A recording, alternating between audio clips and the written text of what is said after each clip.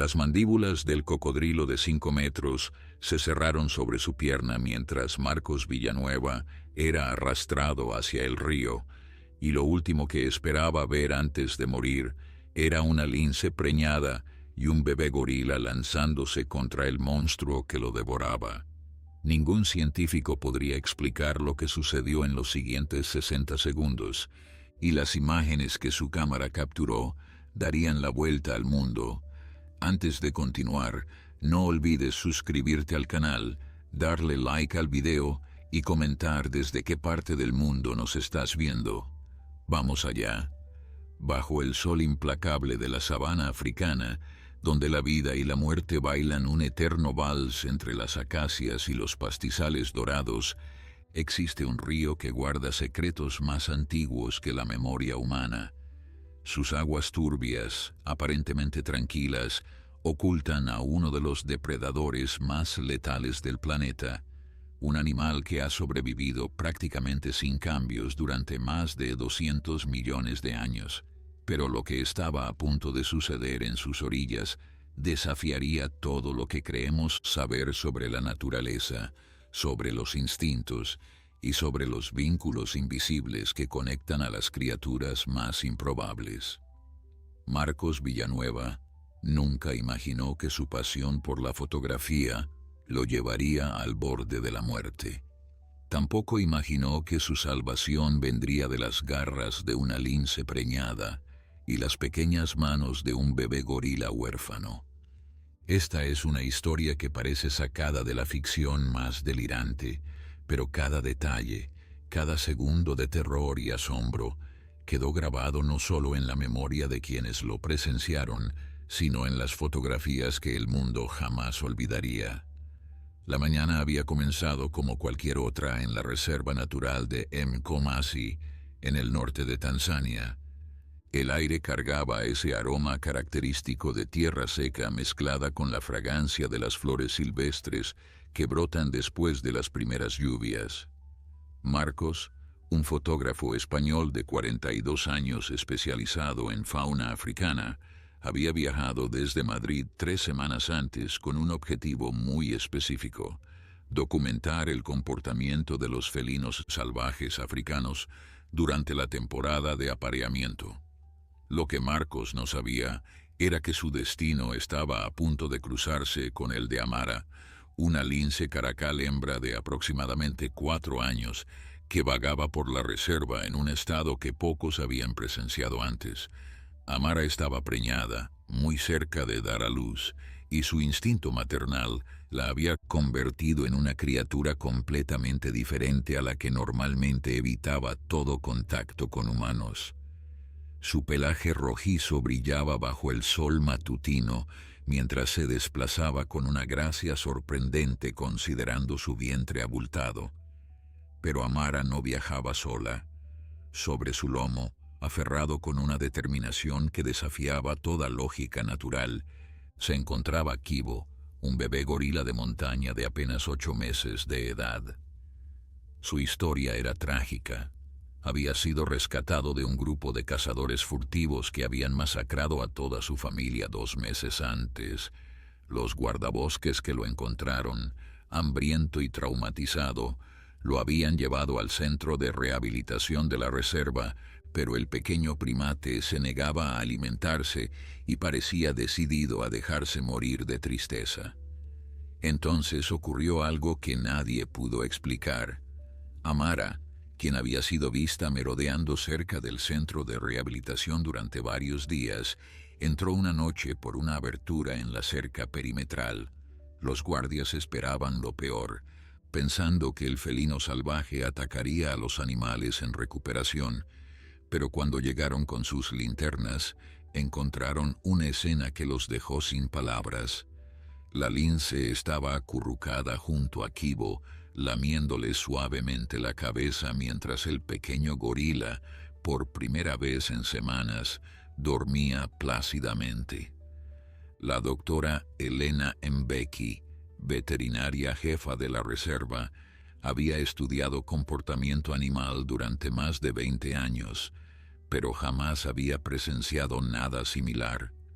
Los felinos, especialmente los caracales, son cazadores solitarios y oportunistas. La idea de que una lince preñada adoptara a un primate huérfano contradecía todo lo que sabían sobre estas especies. Sin embargo, los hechos eran innegables. Cada vez que intentaban separar a Kibo de Amara, el pequeño gorila entraba en un estado de angustia tan severo que temían por su vida, y Amara, por su parte, mostraba signos claros de protección maternal hacia el bebé primate. La decisión fue difícil pero unánime. Permitirían que el vínculo siguiera su curso natural, al menos hasta que Amara diera a luz. Nadie imaginaba que esta decisión sería la que, semanas después, salvaría la vida de un hombre. Marcos había escuchado rumores sobre la extraña pareja durante sus primeros días en la reserva. Como fotógrafo profesional, sabía reconocer una historia extraordinaria cuando la escuchaba. Convenció a la doctora Mbeki de permitirle documentar el fenómeno, prometiendo mantener una distancia prudente y no interferir de ninguna manera con los animales. Ella aceptó con reluctancia, estableciendo reglas estrictas que Marcos juró respetar. Durante 2 semanas, el fotógrafo siguió a Amara y Kibo a través de la sabana, capturando imágenes que desafiaban la imaginación. El bebé gorila se aferraba al lomo de la lince como si hubiera nacido para viajar así, sus pequeños dedos enredados en el pelaje rojizo de su improbable madre adoptiva. Amara, por su parte, ajustaba su paso para acomodar a su pasajero, deteniéndose frecuentemente para olfatearlo y asegurarse de que estuviera bien. Las fotografías de Marcos comenzaron a circular entre sus colegas y pronto llegaron a las redes sociales.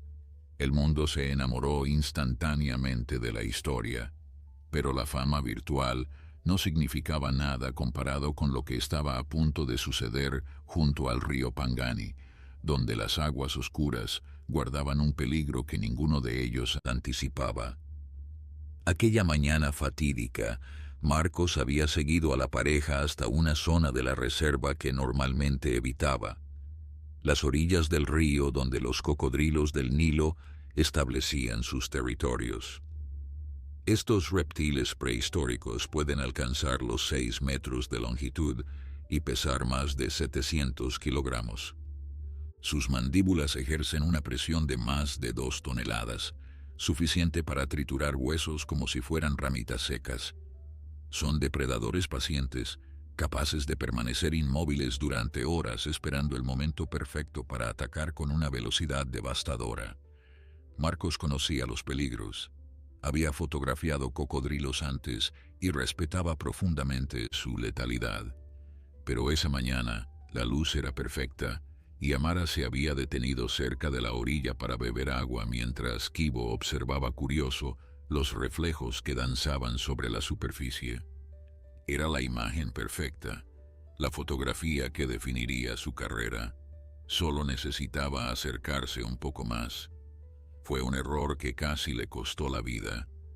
El error de Marcos fue tan simple como mortal. Olvidó que los cocodrilos del Nilo no solo acechan desde el agua. Mientras ajustaba el teleobjetivo de su cámara, completamente absorto en encuadrar la escena perfecta de Amara y Kibo junto al río, no notó el ligero movimiento entre los juncos a su derecha. No escuchó el susurro casi imperceptible de un cuerpo masivo deslizándose sobre la tierra húmeda. Su primer indicio de peligro fue el sonido, un rugido gutural que parecía emanar de las entrañas mismas de la tierra. El cocodrilo emergió de los juncos con una velocidad que contradecía su tamaño descomunal. Medía al menos 5 metros de longitud y sus escamas de color verde oliva oscuro brillaban con el agua que aún goteaba de su cuerpo. Sus ojos amarillentos, fríos como piedras antiguas, se fijaron en Marcos con la indiferencia calculadora de un depredador que ha cazado durante millones de años sin necesidad de evolucionar. El fotógrafo apenas tuvo tiempo de gritar antes de que las mandíbulas se cerraran alrededor de su pierna derecha. El dolor fue instantáneo y absoluto, un fuego blanco que consumió cada pensamiento coherente en la mente de Marcos. Cayó hacia atrás, su cámara volando por los aires mientras sus manos buscaban desesperadamente algo, cualquier cosa, a qué aferrarse. Sus dedos encontraron tierra suelta, raíces, hierba que se arrancaba con facilidad mientras el cocodrilo comenzaba a arrastrarlo hacia el agua. Marcos sabía lo que venía después. Todos los que trabajan en la sabana africana conocen la técnica mortal de estos reptiles, el giro de la muerte, esa maniobra devastadora donde el cocodrilo gira violentamente sobre su propio eje para desmembrar a su presa. En esos segundos que parecieron eternidades, Marcos pensó en su hija de 12 años que lo esperaba en Madrid, en su ex esposa que le había advertido que algún día su obsesión con la fotografía lo mataría, en todas las imágenes que nunca capturaría. El agua turbia del río Pangani estaba a menos de 3 metros y acercándose rápidamente. Podía sentir la presión imposible de las mandíbulas triturando músculo y hueso. Podía escuchar sus propios gritos mezclándose con el gruñido satisfecho del reptil. Entonces, desde algún lugar a su izquierda, llegó un sonido que no pertenecía a aquella pesadilla. Un rugido felino, agudo y furioso, seguido por el chillido agitado de un primate joven. Marcos, a través del velo de agonía que nublaba su visión, vio algo imposible. Una mancha rojiza volando por el aire, garras extendidas, colisionando directamente contra el hocico del cocodrilo.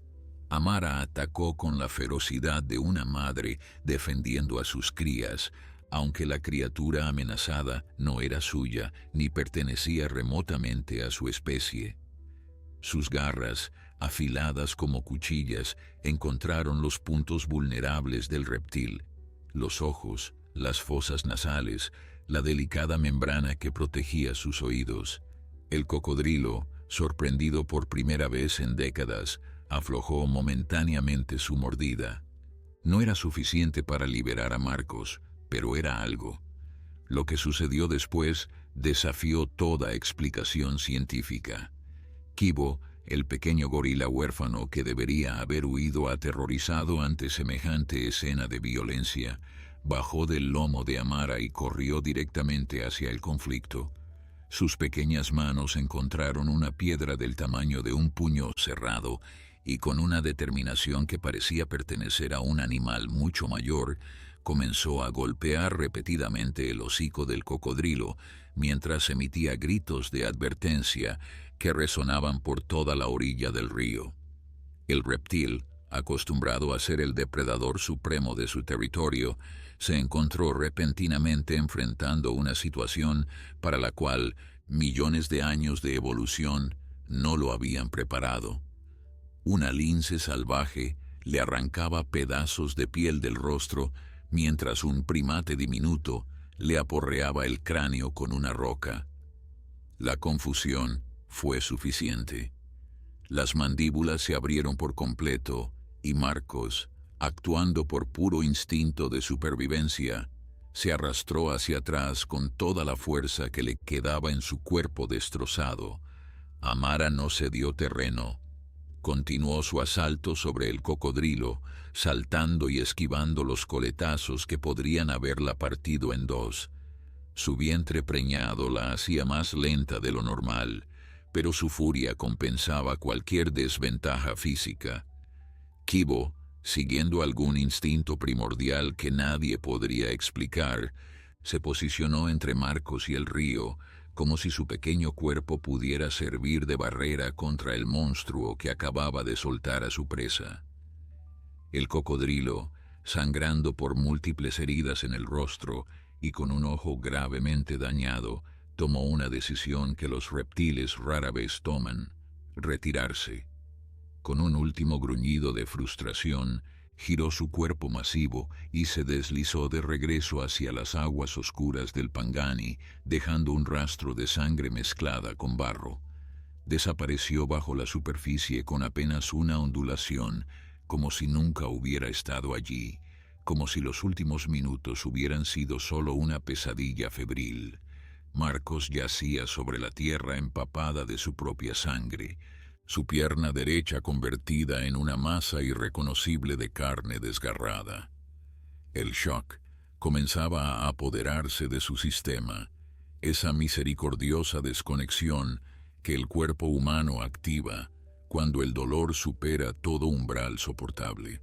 Su visión se oscurecía por los bordes, pero antes de perder la conciencia, presenció una última imagen que quedaría grabada en su memoria para siempre. Amara se acercó a él lentamente, ya sin rastro de la ferocidad que había mostrado momentos antes. Se echó junto a su cuerpo herido, su pelaje manchado de sangre que no era suya, y comenzó a lamerle suavemente la frente. Kibo trepó sobre el torso de Marcos y se acurrucó contra su pecho, sus pequeños dedos aferrándose a la camisa destrozada del fotógrafo. El bebé gorila lo miraba con esos ojos enormes y oscuros, y Marcos habría jurado que en ellos había algo parecido a la preocupación. Fue la última imagen que vio antes de que la oscuridad lo reclamara por completo. La doctora Elena Mbeki estaba revisando los registros de vacunación en su oficina cuando escuchó los gritos a través de la radio. Joseph Kimati, uno de los guardabosques más experimentados de la reserva, transmitía con una voz que ella nunca le había escuchado antes. Una mezcla de pánico y urgencia que hizo que el corazón de Elena se detuviera por un instante. Las palabras llegaban entrecortadas por la estática, pero el mensaje era claro. Había un hombre herido junto al río Pangani, un ataque de cocodrilo, mucha sangre, necesitaban ayuda médica inmediata. Elena no perdió tiempo en preguntas. Agarró su maletín de emergencias, ese que siempre mantenía preparado para exactamente este tipo de situaciones, y corrió hacia el jeep de la reserva. En menos de 2 minutos estaba conduciendo a toda velocidad por los caminos de tierra, levantando nubes de polvo rojizo, mientras su mente repasaba los protocolos de trauma severo. Los ataques de cocodrilo eran relativamente comunes en esta región de Tanzania, pero la tasa de supervivencia dependía casi exclusivamente de la rapidez con que la víctima recibiera atención médica. Lo que Elena no esperaba encontrar fue la escena que la aguardaba junto al río. Joseph y otros 2 guardabosques ya estaban allí, pero permanecían a cierta distancia del hombre herido, sus rostros mostrando una mezcla de confusión y asombro. Elena entendió por qué cuando se acercó lo suficiente para ver, Amara, la lince caracal que había estado siguiendo durante semanas, estaba echada junto al cuerpo inconsciente del fotógrafo español y gruñía amenazadoramente cada vez que alguien intentaba aproximarse. Kibo permanecía sobre el pecho de Marcos, negándose a moverse. Elena conocía a estos animales, había sido testigo de su vínculo extraordinario, pero esto era diferente. Amara no estaba simplemente descansando junto a un humano caído, lo estaba protegiendo activamente, como si fuera parte de su propia manada. La veterinaria se detuvo a unos 5 metros, evaluando la situación con la calma profesional que había desarrollado durante décadas de trabajo con fauna salvaje. «Amara, soy yo», dijo Elena con voz suave pero firme. «Necesito ayudar a este hombre. Está muy herido. Por favor, déjame acercarme». La lince la miró con esos ojos ambarinos que parecían contener una inteligencia que iba más allá de lo animal. Durante varios segundos interminables, ninguna de las 2 se movió. Entonces, lentamente, Amara se incorporó y dio varios pasos hacia atrás, aunque sin apartar la mirada del cuerpo de Marcos. Era una concesión, un permiso otorgado bajo condiciones implícitas que Elena comprendió perfectamente. Lo que encontró al arrodillarse junto a Marcos la hizo contener el aliento.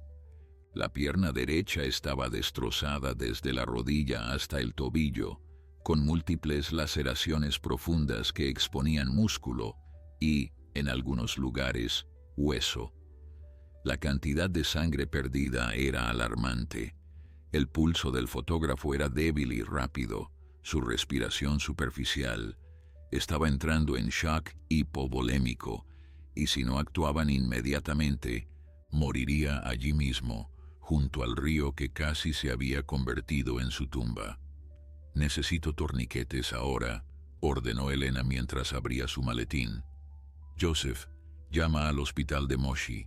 Diles que preparen quirófano para trauma severo y que envíen el helicóptero. Tenemos menos de una hora». Los siguientes minutos fueron un torbellino de actividad controlada. Elena aplicó torniquetes improvisados para detener la hemorragia, administró fluidos intravenosos para combatir el shock y limpió las heridas lo mejor que pudo dadas las circunstancias. Todo el tiempo, Amara permanecía cerca, observando cada movimiento con una atención que habría sido desconcertante en cualquier otro contexto. Kibo finalmente se había bajado del pecho de Marcos, pero se negaba a alejarse más de 1 metro del hombre inconsciente. El helicóptero médico llegó 47 minutos después del ataque. Cuando los paramédicos descendieron con la camilla, se detuvieron en seco al ver a la lince y al bebé gorila custodiando al paciente. Elena tuvo que intervenir, explicando la situación con una brevedad que no hacía justicia a lo extraordinario del momento. Los paramédicos, profesionales experimentados que habían visto de todo en la sabana africana, intercambiaron miradas de incredulidad, pero procedieron con su trabajo. Mientras levantaban a Marcos hacia el helicóptero, Amara hizo algo que dejó a todos los presentes sin palabras.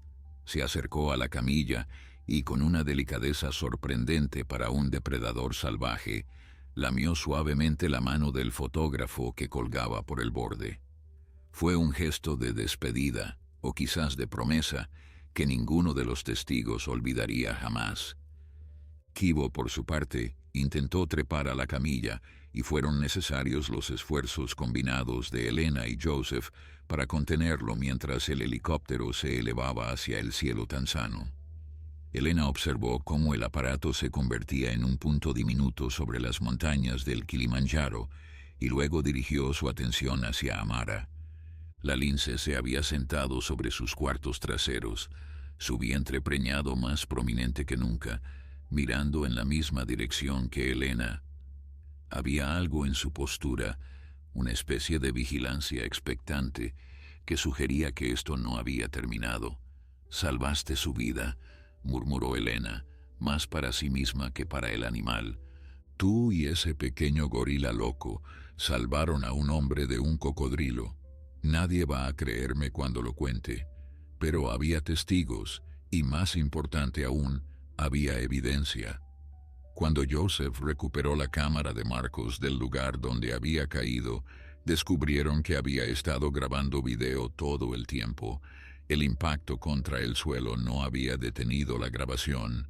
Cada segundo del ataque y del rescate imposible había quedado documentado en alta definición. Las siguientes 72 horas fueron críticas para Marcos Villanueva. El Hospital Regional de Moshi, aunque bien equipado para emergencias de la sabana, no contaba con los especialistas necesarios para reconstruir una extremidad tan devastada. La decisión se tomó rápidamente. Marcos sería trasladado al Hospital Universitario de Nairobi, donde un equipo de cirujanos ortopédicos con experiencia en ataques de fauna salvaje podría intentar salvar su pierna. La alternativa era la amputación, una palabra que nadie quería pronunciar, pero que flotaba en el aire como una sentencia pendiente. Durante el vuelo hacia Kenia, Marcos recuperó la conciencia brevemente. Sus primeras palabras, susurradas a través de labios resecos, y una garganta destrozada por los gritos fueron una pregunta que dejó perplejos a los paramédicos que lo acompañaban. Preguntó por la lince y el gorila. Quería saber si estaban bien, si habían resultado heridos en el enfrentamiento con el cocodrilo. Los paramédicos intercambiaron miradas confundidas, asumiendo que el hombre deliraba por la pérdida de sangre y los analgésicos. Le aseguraron que todo estaba bien y le pidieron que descansara. Marcos cerró los ojos con una sonrisa débil en los labios y se dejó llevar nuevamente por la inconsciencia. Mientras tanto, en la reserva de Mekomasi, la doctora Elena Mbeki enfrentaba un dilema ético sin precedentes. El video recuperado de la cámara de Marcos era extraordinario, posiblemente el documento más importante sobre comportamiento animal interespecies jamás grabado. Las imágenes mostraban con claridad devastadora cada momento del ataque. El cocodrilo emergiendo de los juncos, sus mandíbulas cerrándose sobre la pierna de Marcos, y luego, lo imposible. Amara lanzándose contra el reptil gigante, sus garras encontrando carne vulnerable. Kibo golpeando al cocodrilo con una piedra mientras emitía gritos de guerra diminutos pero feroces. El valor científico era incalculable, pero Elena también era consciente de las implicaciones. Si este video se hacía público, la reserva se convertiría en un circo mediático. Periodistas de todo el mundo descenderían sobre Mekomasi buscando capturar imágenes de la lince heroica y su compañero primate. El estrés podría afectar gravemente a Amara, especialmente considerando que estaba a días de dar a luz. Y estaba el factor Kibo. El pequeño gorila ya había sufrido suficiente trauma en su corta vida. La decisión fue tomada de sus manos antes de que pudiera llegar a una conclusión. Joseph, con las mejores intenciones, había mencionado el incidente a su primo, que trabajaba en una estación de radio local. Para el atardecer del día siguiente, la historia se había filtrado a los medios nacionales tanzanos. Para la mañana del tercer día, las agencias internacionales de noticias estaban llamando al teléfono satelital de la reserva. Elena respondió la primera docena de llamadas con evasivas corteses. Después de eso, simplemente dejó de contestar. En Nairobi, Marcos salió de su tercera cirugía reconstructiva con una noticia que oscilaba entre lo milagroso y lo meramente afortunado. Los cirujanos habían logrado salvar su pierna, aunque la recuperación sería larga y dolorosa, probablemente requiriendo meses de rehabilitación y múltiples operaciones adicionales. Caminaría de nuevo, le aseguraron, aunque quizás con una cojera permanente. Considerando que había estado a segundos de ser arrastrado al fondo del río Pangani y despedazado por un cocodrilo de 5 metros, era un resultado que rayaba en lo milagroso. Cuando finalmente estuvo lo suficientemente estable para recibir visitas, la primera persona que cruzó la puerta de su habitación no fue un familiar ni un colega. Fue Elena Mbeki, quien había conducido 8 horas desde Mekomasi, cargando consigo un ordenador portátil y una expresión que mezclaba preocupación profesional con algo parecido al asombro reverencial. «Hay algo que necesitas ver», le dijo sin preámbulos, sentándose junto a su cama. «Tu cámara siguió grabando durante todo el ataque. Tenemos todo documentado». Marcos observó el video en silencio, sus ojos llenándose de lágrimas que no intentó ocultar. Ver el ataque desde la perspectiva de su propia cámara era surreal, como presenciar su propia muerte y resurrección desde fuera de su cuerpo. Pero lo que realmente lo quebró fue ver a Amara y Kibo luchando por él, arriesgando sus vidas por un extraño que no era más que otro humano con una cámara. «No tiene sentido», susurró cuando el video terminó. «Los caracales no hacen esto. Los gorilas bebés no hacen esto. Ningún animal hace esto por un humano que apenas conocen. Elena asintió lentamente. He pasado 30 años estudiando comportamiento animal. He visto cosas extraordinarias, vínculos entre especies que desafían la explicación. Pero esto... Ella hizo una pausa, buscando las palabras adecuadas. Esto es diferente. Amara te trató como si fueras parte de su grupo, de su familia. Y Kibo siguió su ejemplo. Es como si el vínculo que desarrollaron entre ellos se hubiera extendido para incluirte a ti. Pero yo solo los fotografié durante 2 semanas. No interactué con ellos más allá de mantener la distancia que me indicaste.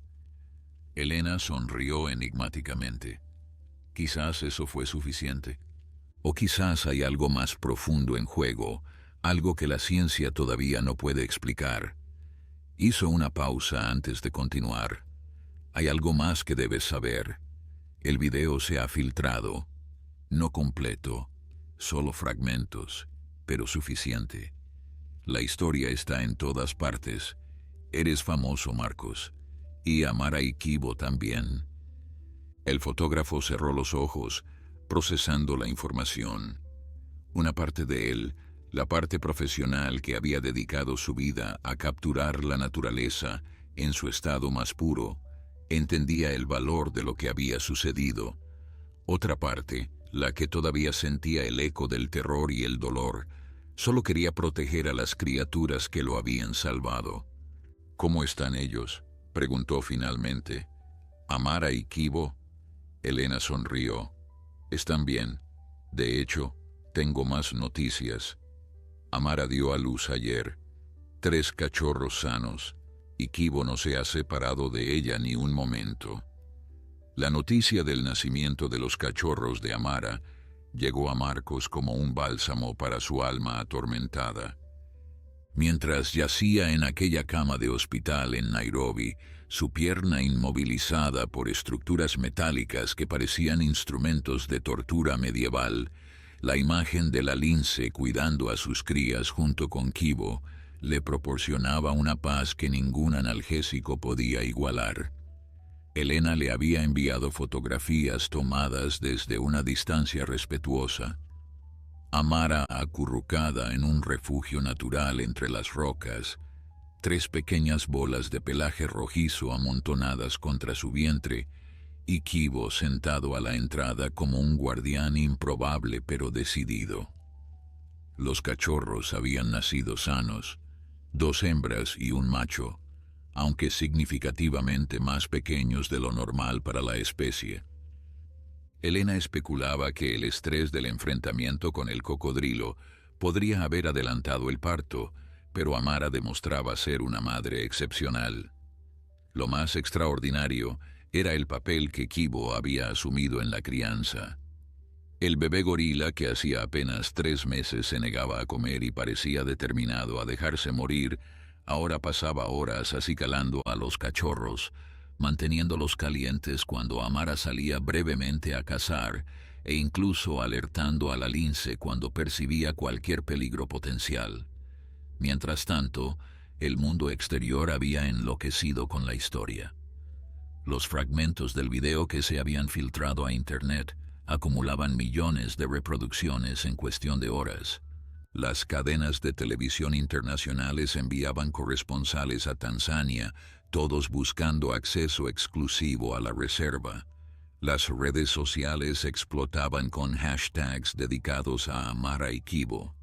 Una petición para nominar a la lince y al gorila al Premio Nobel de la Paz, aunque absurda desde cualquier perspectiva práctica, había reunido más de 2 millones de firmas en menos de una semana.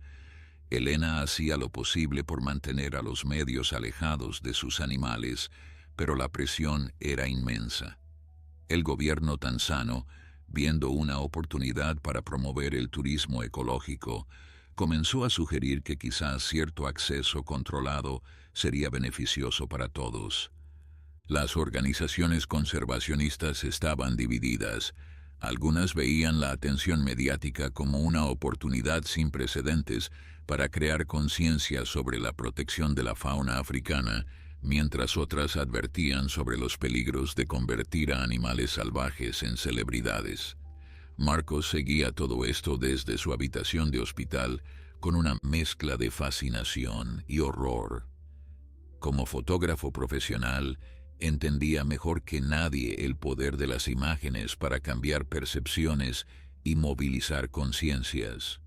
Pero también había sido testigo directo del vínculo genuino entre Amara y Kibo, y temía que la exposición excesiva destruyera aquello que lo hacía tan especial.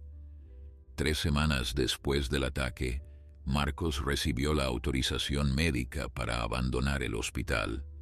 Su pierna requeriría meses adicionales de rehabilitación y probablemente varias cirugías más, pero podía continuar su recuperación de forma ambulatoria. La pregunta era, ¿dónde? Su apartamento en Madrid lo esperaba, junto con una vida que ahora parecía pertenecer a otra persona, a otra existencia anterior al momento en que las mandíbulas de un cocodrilo se cerraron sobre su carne. La decisión no fue difícil. Marcos contactó a Elena y le preguntó si podía regresar a la reserva. No para fotografiar, al menos no inmediatamente, sino para ayudar. Quería contribuir de alguna manera, devolver algo de lo que Amara y Kibo le habían dado.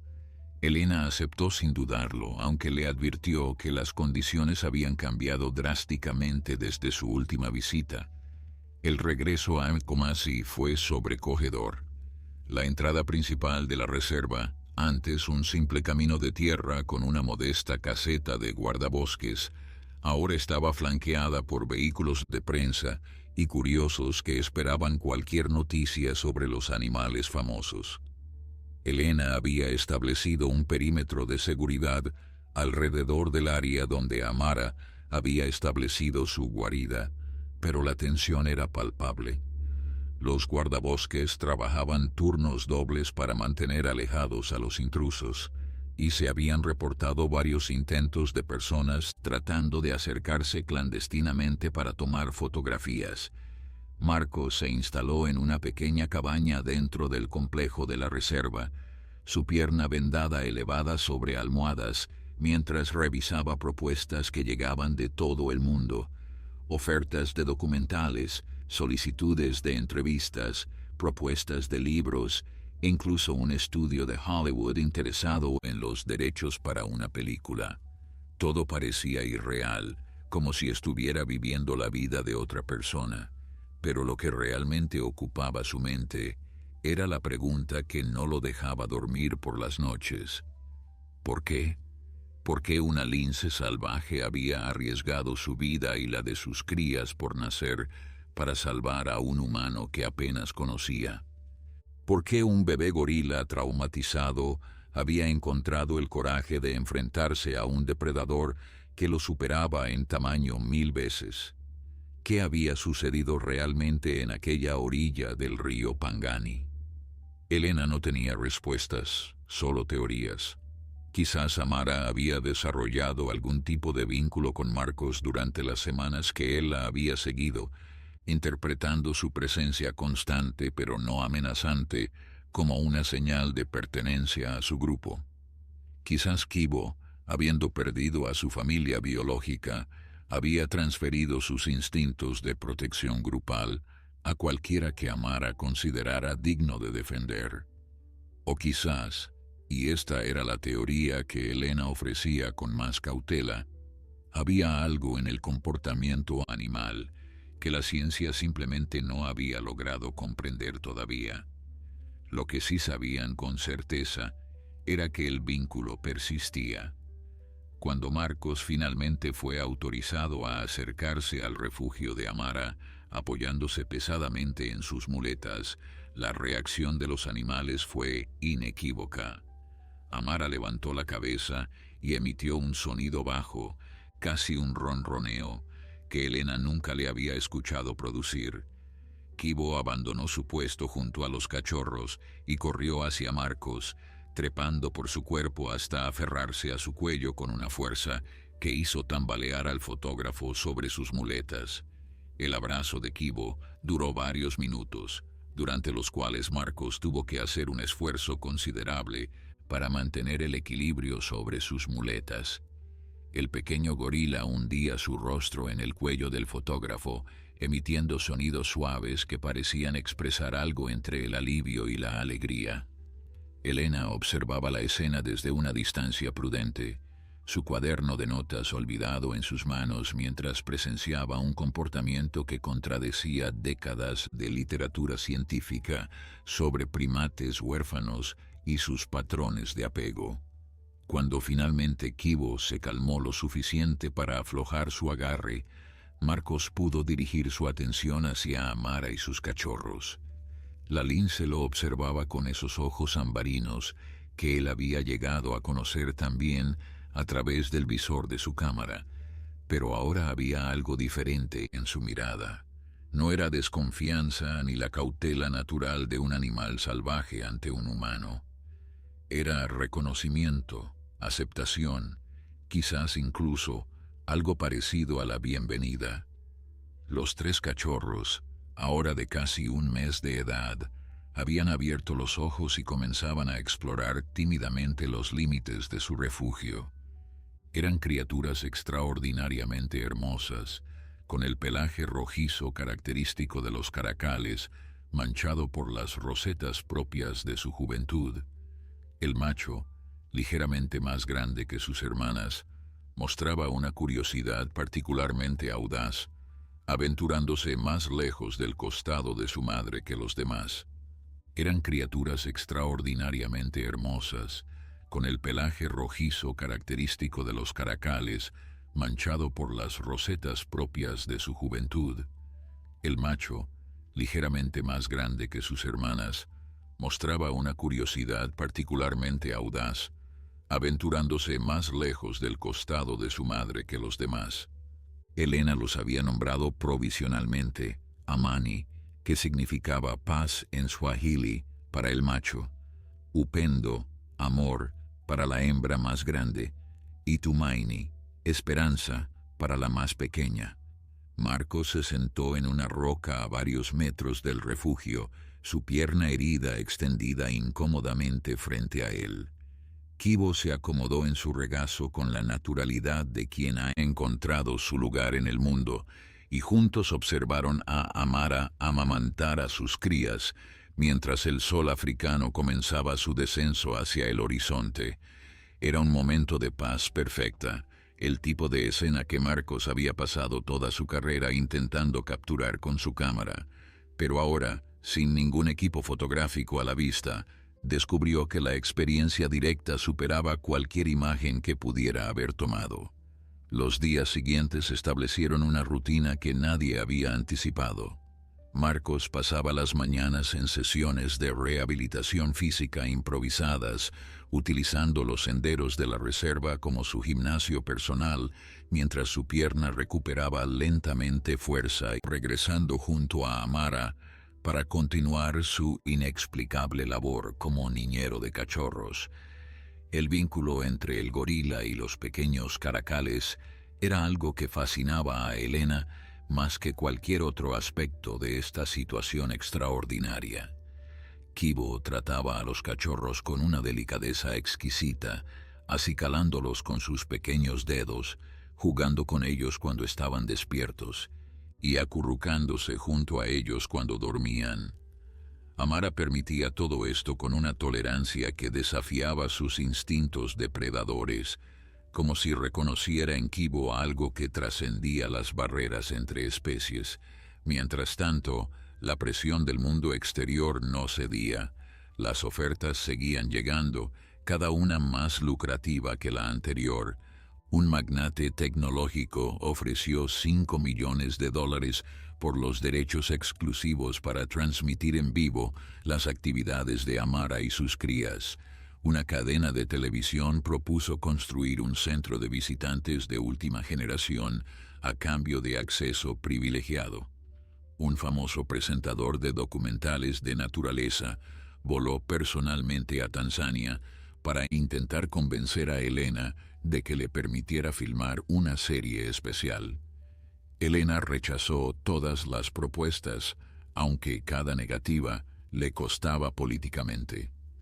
El gobierno tanzano comenzaba a impacientarse, viendo cómo una oportunidad de ingresos turísticos sin precedentes se escapaba entre sus dedos. Los funcionarios del Ministerio de Turismo visitaban la reserva con frecuencia creciente, sus sonrisas diplomáticas apenas ocultando la presión que ejercían. La directora de Parques Nacionales había insinuado que quizás era momento de considerar un cambio en la administración de Mkomazi, si la actual gestión no podía aprovechar adecuadamente los recursos disponibles. Marcos observaba estos conflictos con una sensación creciente de responsabilidad. Él había comenzado todo esto. Su decisión de seguir a Amara hacia el río, su imprudencia al acercarse demasiado a la orilla, había desencadenado una cadena de eventos que ahora amenazaba con destruir la paz de las criaturas que le habían salvado la vida. Una noche, incapaz de dormir por el dolor en su pierna y el peso en su conciencia, tomó una decisión. A la mañana siguiente, convocó a Elena a su cabaña y le presentó un plan. Él era fotógrafo profesional, le recordó. Tenía contactos en las publicaciones de naturaleza más prestigiosas del mundo: National Geographic, BBC Wildlife, Smithsonian. Si alguien iba a documentar la historia de Amara y Kibo, debería ser alguien que entendiera lo que estaba en juego, alguien que priorizara el bienestar de los animales sobre las ganancias comerciales. Elena escuchó en silencio mientras Marcos delineaba su propuesta. Él produciría un documental y un libro fotográfico, pero bajo condiciones estrictas. Todo el trabajo se realizaría a distancia, utilizando cámaras remotas y teleobjetivos que no perturbaran a los animales. Las ganancias se dividirían entre la reserva y un fondo de conservación que él mismo establecería. Y lo más importante, él personalmente supervisaría cada aspecto de la producción para garantizar que nada pusiera en peligro a Amara, sus cachorros o Kibo.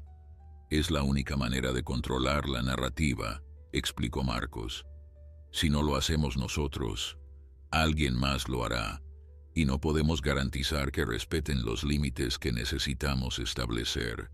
Elena lo consideró durante varios minutos que parecieron eternos. Finalmente, extendió su mano hacia él con una sonrisa cautelosa. «Hagámoslo», dijo, «pero a mi manera». Los siguientes 3 meses fueron los más intensos y gratificantes de la carrera de Marcos Villanueva. Trabajando en estrecha colaboración con Elena y un pequeño equipo de técnicos locales que ella había seleccionado personalmente, instalaron una red de cámaras remotas alrededor del territorio de Amara. Eran dispositivos discretos, camuflados entre la vegetación y activados por sensores de movimiento, capaces de capturar imágenes en alta definición sin producir ningún sonido o luz que pudiera perturbar a los animales. Marcos supervisaba las grabaciones desde una estación de monitoreo establecida en su cabaña, su pierna en recuperación elevada sobre un cojín mientras revisaba horas de material cada día. Lo que las cámaras capturaban superaba cualquier expectativa. La vida cotidiana de esta familia interespecies era un tesoro de momentos extraordinarios. Amara cazando pequeñas presas para alimentar a sus cachorros, mientras Kibo los vigilaba con una seriedad casi cómica. Los pequeños caracales aprendiendo a acechar insectos bajo la mirada atenta de su madre y su hermano adoptivo primate. Kibo compartiendo frutas que encontraba en la reserva con los cachorros, quienes las olfateaban con curiosidad pero invariablemente las rechazaban en favor de la leche materna. Las noches en que toda la familia dormía amontonada en el refugio, Amara formando un círculo protector alrededor de sus crías, mientras Kibo se acurrucaba contra su lomo. Pero también había momentos de tensión que recordaban a todos que la sabana africana seguía siendo un lugar peligroso. Una manada de hienas se acercó al territorio de Amara una tarde, atraída probablemente por el olor de los cachorros. Las cámaras capturaron la confrontación. Amara erizada hasta parecer el doble de su tamaño, sus gruñidos resonando a través de los altavoces de la estación de monitoreo. Kibo, en lugar de huir como cualquier instinto de supervivencia dictaría, se posicionó junto a ella, golpeando el suelo con sus pequeños puños y emitiendo chillidos de advertencia. Las hienas, desconcertadas por esta alianza antinatural, eventualmente decidieron que había presas más fáciles en otra parte. Marcos documentó todo esto con la meticulosidad de un científico y el ojo de un artista. Cada secuencia era editada cuidadosamente, cada imagen seleccionada no solo por su valor estético, sino por lo que revelaba sobre el comportamiento de estos animales extraordinarios. Elena revisaba el material con él cada noche, proporcionando contexto científico y asegurándose de que nada fuera malinterpretado o sensacionalizado. La colaboración entre ambos se había convertido en algo más profundo que una simple relación profesional, aunque ninguno de los dos parecía dispuesto a ponerle nombre todavía. La rehabilitación física de Marcos progresaba más lentamente de lo que los médicos habían anticipado. Su pierna, aunque salvada, nunca recuperaría su funcionalidad completa. Los nervios dañados por las mandíbulas del cocodrilo habían dejado zonas permanentemente insensibles, y los músculos desgarrados se habían curado con tejido cicatricial que limitaba su rango de movimiento. Caminar sin muletas era posible ahora, pero con una cojera pronunciada que los especialistas aseguraban sería permanente. Marcos aceptó el diagnóstico con una serenidad que sorprendió incluso a Elena. «Estoy vivo», le dijo una tarde mientras observaban juntos la puesta de sol sobre la sabana. «Todo lo demás son detalles». Los cachorros de Amara crecían con rapidez asombrosa.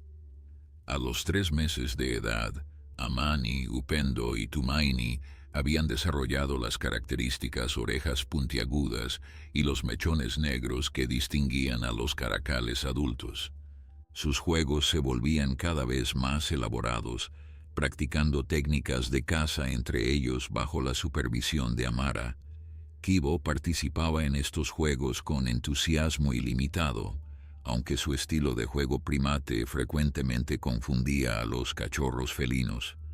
Había algo profundamente conmovedor en ver al pequeño gorila intentar trepar a los árboles, junto con criaturas diseñadas para saltar, no para escalar. El documental comenzaba a tomar forma.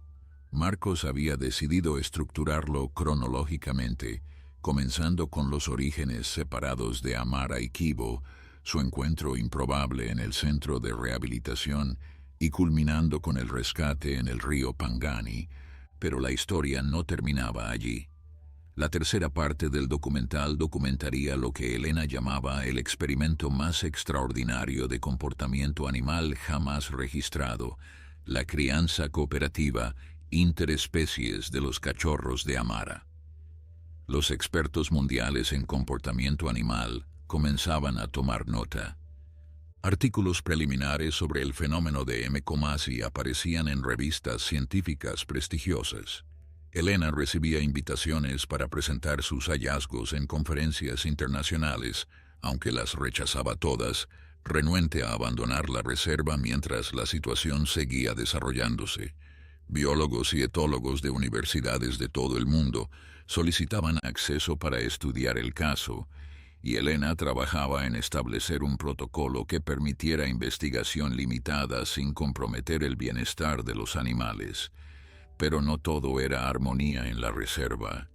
El gobierno tanzano había perdido la paciencia con lo que consideraban obstinación innecesaria por parte de Elena. En una reunión tensa con funcionarios del ministerio, le informaron que la concesión administrativa de Mkomasi sería revisada al final del año fiscal. Si no podían demostrar que la reserva estaba generando beneficios económicos acordes con su potencial turístico, se considerarían opciones alternativas de gestión. La amenaza era clara: cooperar con los planes de desarrollo turístico masivo o enfrentar la posibilidad de perder el control sobre la reserva. Elena salió de esa reunión con el rostro pálido y las manos temblando de frustración contenida. Cuando le contó a Marcos lo sucedido, él la escuchó en silencio, su mente ya trabajando en posibles soluciones. No podían permitir que intereses comerciales dictaran el destino de Amara, Kibo y los cachorros, pero tampoco podían ignorar las realidades políticas y económicas que amenazaban con destruir todo lo que habían construido. Esa noche, Marcos hizo una llamada a un viejo amigo en Madrid, alguien con conexiones en círculos que podrían ayudar. La conversación duró más de 2 horas y terminó con una promesa que podría cambiar todo. El amigo de Marcos en Madrid se llamaba Roberto Fuentes, un abogado especializado en Derecho Ambiental Internacional que había dedicado su carrera a proteger espacios naturales de los intereses corporativos. Habían coincidido años atrás durante un proyecto documental.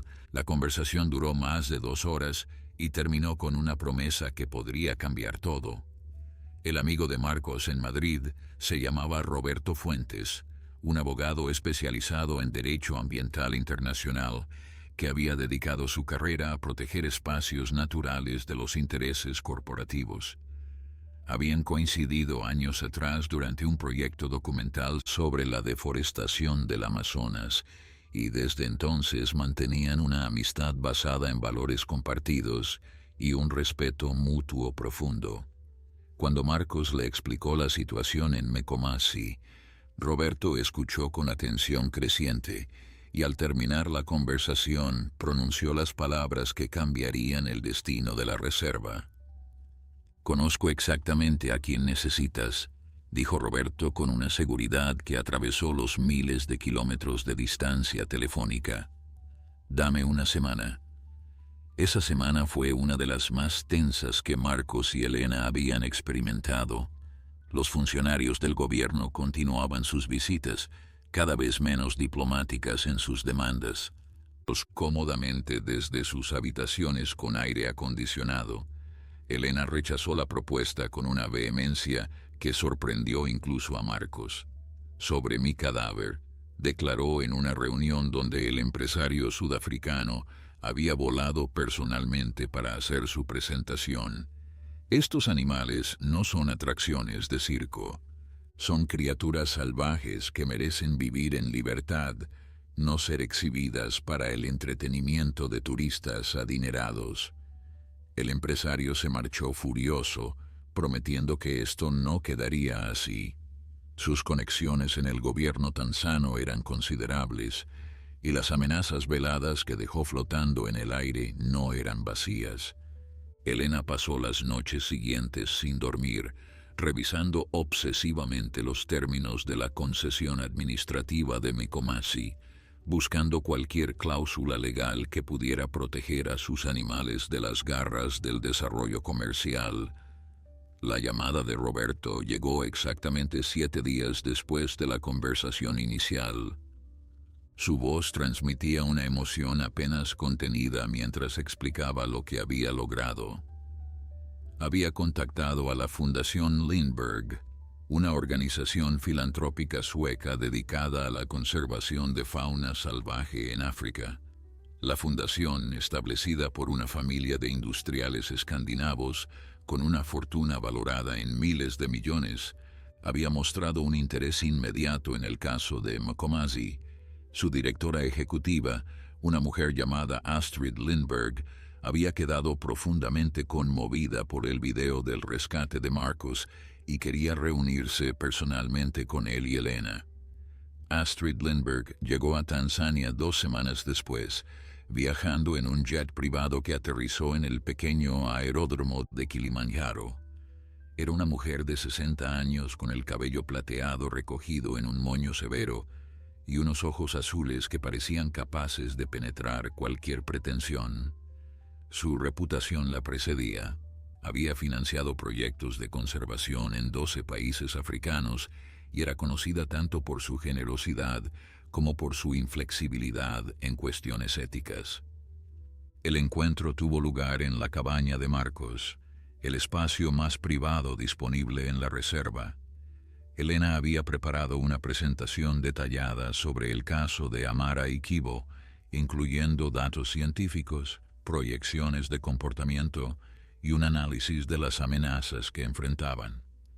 Pero Astrid la interrumpió apenas comenzaba, levantando una mano delgada adornada con un único anillo de plata.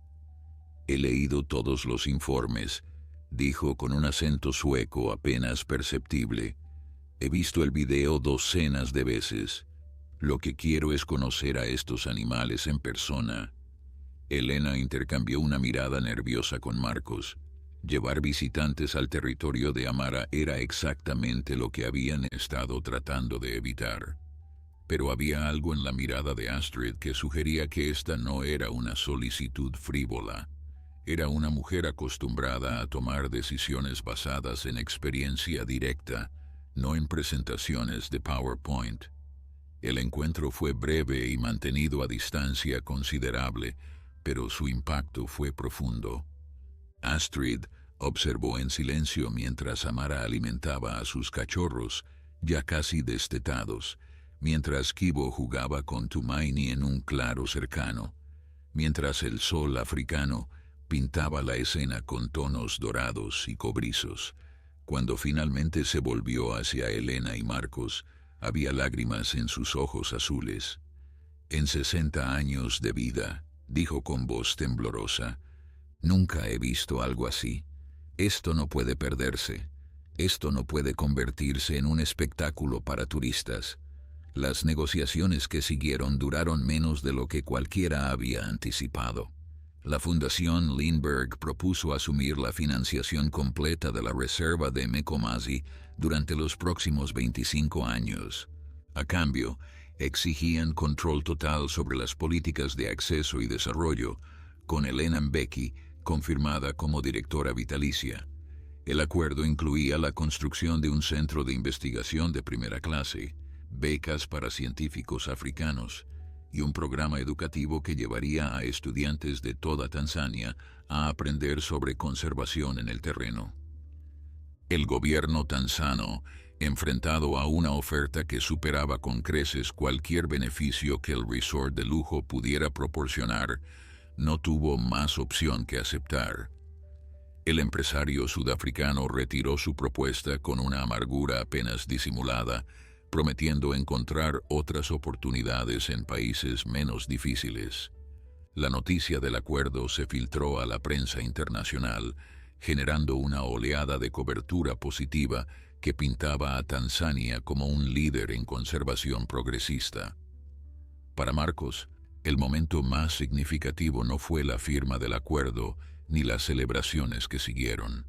Fue la tarde en que llevó a Astrid Lindbergh de regreso al aeródromo, su pierna cojeando sobre el pedal del acelerador del jeep de la reserva. «Gracias», le dijo simplemente mientras ella descendía hacia la pista donde esperaba su jet. Astrid se detuvo y lo miró con una sonrisa que suavizaba sus facciones severas. «No me agradezcas a mí», respondió. «Agradece a esa lince y a ese pequeño gorila. Ellos son los verdaderos héroes de esta historia. Yo solo tengo el privilegio de ayudar a protegerlos». 1 año después del ataque del cocodrilo, la reserva de Mekomazi se había transformado en algo que Elena apenas reconocía. El nuevo centro de investigación, financiado por la Fundación Lindbergh, se alzaba discretamente en el extremo norte del complejo, sus líneas arquitectónicas diseñadas para integrarse con el paisaje circundante. Científicos de 3 continentes trabajaban ahora en sus laboratorios, estudiando no solo el caso de Amara y Kibo, sino docenas de otros fenómenos de comportamiento animal que la reserva albergaba. El programa educativo había recibido a más de 2.000 estudiantes en su primer año de operación, sembrando semillas de conciencia conservacionista en mentes jóvenes que algún día determinarían el futuro de la fauna africana. Pero para Marcos, los cambios más significativos no eran los edificios ni los programas, eran los cambios en la familia que había llegado a considerar suya.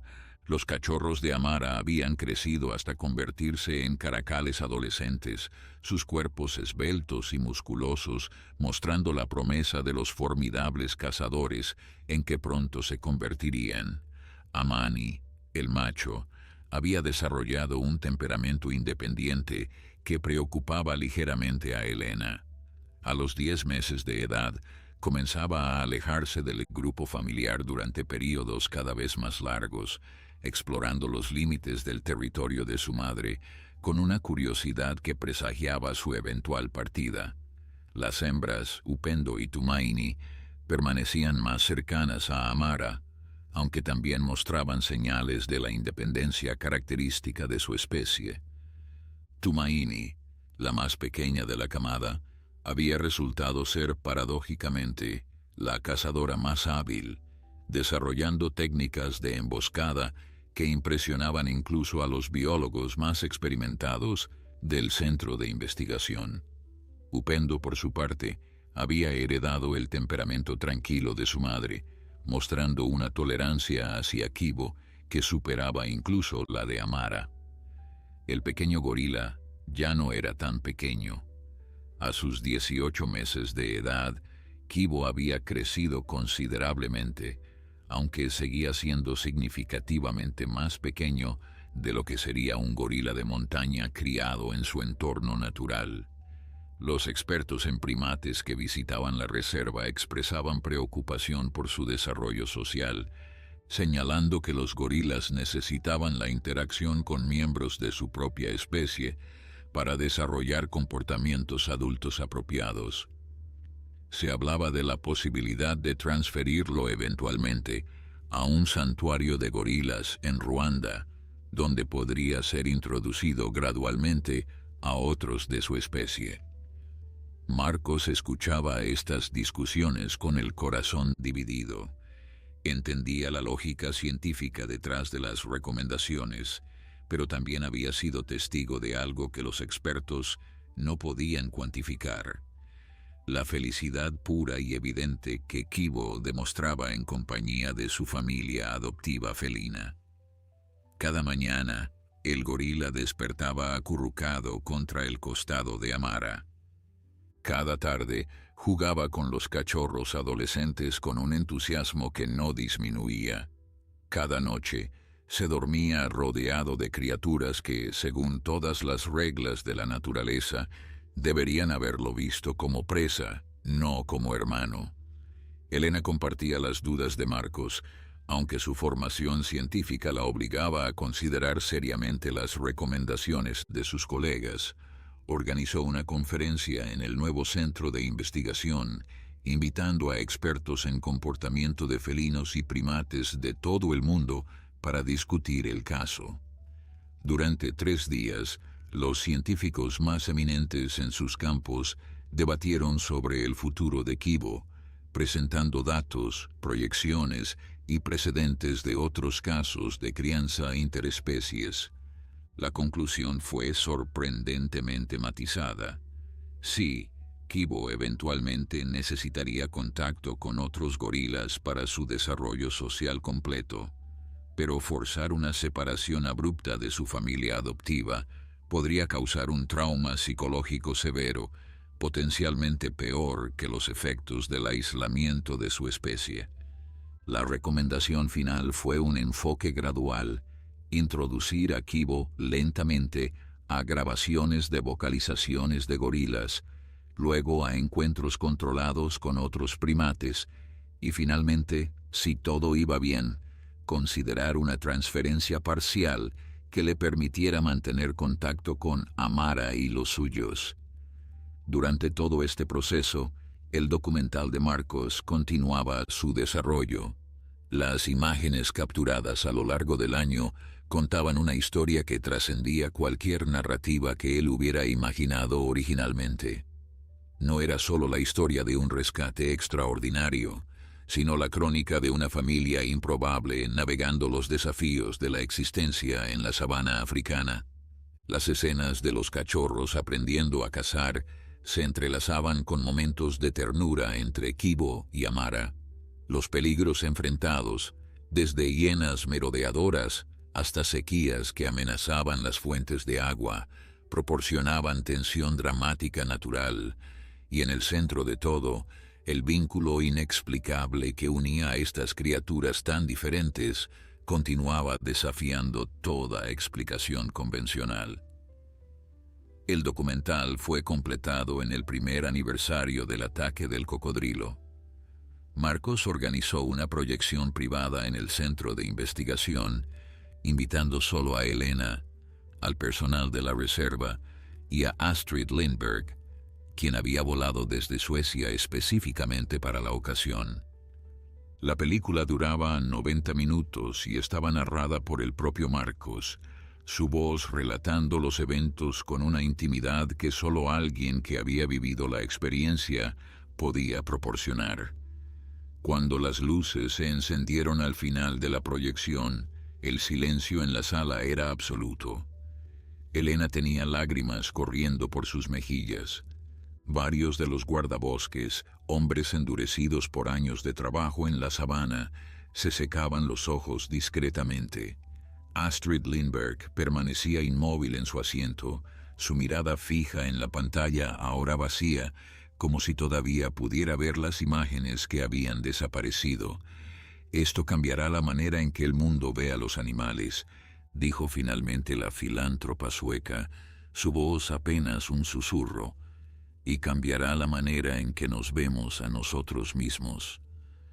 Marcos asintió lentamente, su mano buscando instintivamente la de Elena sentada junto a él. Afuera, en algún lugar de la sabana africana, Amara y su extraordinaria familia descansaban bajo las estrellas, ajenos a la conmoción que su historia estaba a punto de causar en el mundo de los humanos. El documental se estrenó en el Festival Internacional de Cine de Berlín, 6 meses después de aquella proyección privada en Kumasi. Marcos asistió acompañado de Elena, ambos visiblemente incómodos bajo las luces de los fotógrafos y las preguntas incesantes de los periodistas. La película, titulada simplemente Amara, recibió una ovación de pie que duró más de 10 minutos y al final de la semana había ganado el premio principal de la sección documental. Las ofertas de distribución llegaban de todos los rincones del planeta y en menos de un mes, la historia de la lince preñada, el bebé gorila y el fotógrafo español era conocida en prácticamente todos los países del mundo. Pero para Marcos, el verdadero premio no estaba en los festivales ni en los reconocimientos de la industria cinematográfica. Estaba en Tanzania, en una reserva natural que se había convertido en su hogar, junto a una mujer que se había convertido en su compañera, y una familia de animales que habían redefinido todo lo que creía saber sobre los límites entre especies. Regresó a Kumasi tan pronto como las obligaciones promocionales se lo permitieron. Su coge era ahora una parte tan natural de su identidad como el acento español que nunca perdería del todo.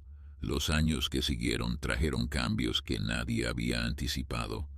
Amani, el macho de la camada de Amara, finalmente se independizó a los 18 meses de edad, estableciendo su propio territorio en el extremo oriental de la reserva. Las cámaras de monitoreo lo capturaban ocasionalmente, un caracal magnífico y solitario que había heredado la ferocidad de su madre y, curiosamente, algo de la tolerancia inusual hacia otras especies que ella había demostrado. Upendo y Tumaini permanecieron más tiempo junto a Amara, aunque eventualmente también partieron para establecer sus propios territorios, como dictaba la naturaleza de su especie. Kibo siguió el programa de socialización gradual que los expertos habían recomendado. A los 3 años de edad, fue introducido a otros gorilas huérfanos en un encuentro cuidadosamente controlado que dejó a todos los observadores conteniendo la respiración. El pequeño primate, criado entre felinos, mostró inicialmente una confusión comprensible ante criaturas que se parecían a él, pero se comportaban de manera tan diferente a su familia adoptiva. Pero con el tiempo, algo en su código genético pareció despertar y comenzó a desarrollar los comportamientos sociales propios de su especie. Sin embargo, nunca olvidó a Amara. Incluso después de ser transferido parcialmente a un santuario de gorilas en las montañas Virunga de Ruanda, Kibo regresaba a Mkomasi cada pocos meses para visitas supervisadas. Elena documentaba estos encuentros con fascinación científica y emoción apenas contenida. La lince, ya entrando en la vejez de su especie, reconocía a su hijo adoptivo instantáneamente, emitiendo esos sonidos suaves que solo producía para él. Se sentaban juntos durante horas, el gorila ahora casi adulto y la caracal envejecida, en una comunión silenciosa que desafiaba toda explicación racional. Marcos capturó uno de estos encuentros en una fotografía que se convertiría en icónica. La imagen mostraba a Kibo, ya un gorila de espalda plateada impresionante, sentado junto a Amara en el mismo refugio rocoso donde ella había dado a luz años atrás. Sus manos enormes descansaban gentilmente sobre el pelaje ahora grisáceo de la lince, y ambos miraban hacia el horizonte africano con una expresión que parecía compartir algún secreto inaccesible para los humanos. La fotografía ganó el World Press Photo en la categoría de naturaleza y fue reproducida en publicaciones de todo el mundo. Elena y Marcos se casaron en una ceremonia pequeña en la reserva, rodeados solo por el personal que se había convertido en su familia. La celebración tuvo un invitado inesperado. Durante la recepción, Amara apareció en los límites del claro donde se había montado la fiesta, observando los procedimientos con esa mirada ambarinada que Marcos conocía tan bien. Se quedó allí durante casi una hora antes de desvanecerse silenciosamente en la vegetación, como si hubiera querido dar su bendición a la unión. El Centro de Investigación de Mkomasi publicó más de 40 artículos científicos sobre el caso de Amara y Kibo, contribuyendo significativamente al entendimiento del comportamiento interespecies y los límites de la empatía animal. Pero quizás el legado más importante no estaba en las revistas académicas, sino en los miles de visitantes que llegaban cada año al centro educativo de la reserva. Niños de toda Tanzania y eventualmente de todo el continente aprendían sobre conservación a través de la historia de una lince que adoptó a un gorila y juntos salvaron a un humano de las fauces de un cocodrilo.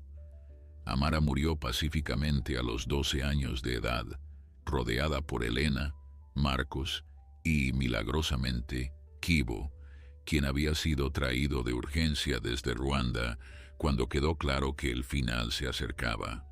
El gorila permaneció junto a ella durante sus últimas horas, acariciando su pelaje con la misma gentileza que ella había mostrado cuando lo encontró huérfano y moribundo en el centro de rehabilitación tantos años atrás. Cuando finalmente dejó de respirar, Kibo emitió un sonido que ninguno de los presentes había escuchado jamás, un lamento que parecía contener toda la tristeza del mundo. La enterraron en el refugio rocoso donde había dado a luz a sus cachorros, donde había criado a un gorila como si fuera suyo, donde había demostrado que los límites que los humanos imponemos a la naturaleza son frecuentemente ilusiones de nuestra propia creación. Marcos colocó una piedra simple sobre su tumba, sin inscripción, porque algunas historias son demasiado grandes para las palabras. Y en algún lugar de las montañas de Ruanda, un gorila de espalda plateada levantó la cabeza hacia el cielo africano y aulló, como si supiera exactamente lo que se había perdido, y exactamente lo que permanecería para siempre en su corazón.